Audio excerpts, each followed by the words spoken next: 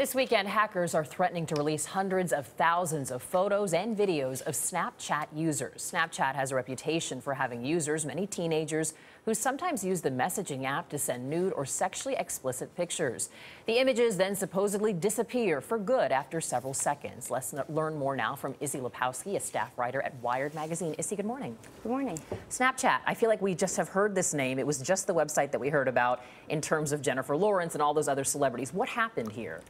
What happened is there are these third-party apps out there that basically piggyback on Snapchat and enable you to do the very thing you're not supposed to do, which is save the photos that you send and receive. And this is due to a vulnerability in Snapchat software that Snapchat has been aware of for some time, and they've done little things here and there to sort of shore it up, but clearly it's still very vulnerable. Well, Snapchat has basically said we ourselves were not hacked here. It was these other apps, correct? So Exactly. There's a way in.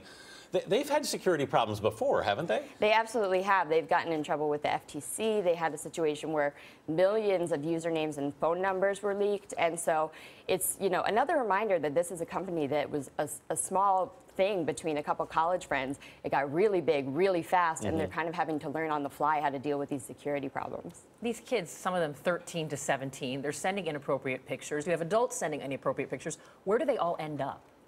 Well, that's the big question. They're supposed to be deleted from Snapchat's servers, but these third-party apps will enable you to save them either on the device or, even worse, in a remote server, because that means that everybody's information is shared in the same place. We should point out that the whole point of Snapchat, if people haven't used it, is that you send a picture that then essentially you think disappears within a matter of seconds, right? I mean, what do you do about security now? Is the answer not to even use these? Well, the thing is, Snapchat has sort of created this industry of privacy light. This isn't encryption software. This is something that, maybe you and I couldn't get to, but a hacker or a security professional could.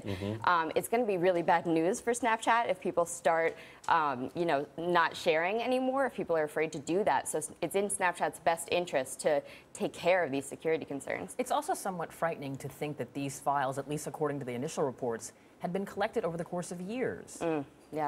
Yeah, no, I mean, these hackers are constantly looking for vulnerabilities. It is worth noting that, the photos haven't been released yet, and it could be a hoax, but this is what they do for a living, for their lives. Yeah, and in the previous security breach, people's phone numbers were leaked out, correct? Exactly, yeah. So, I mean, there's a lot of information. You think it's just a funny photo, but it's your name, it's your phone number, and it's a lot. Also, the reality that at 13 to 17, this is really child pornography, and it could be out there, and as you said, it could get published. It could be, and then we'll have to see what the legal implications of something like that are. But yeah, it's a serious matter. Izzy Lepowski, thanks so much for joining us this morning.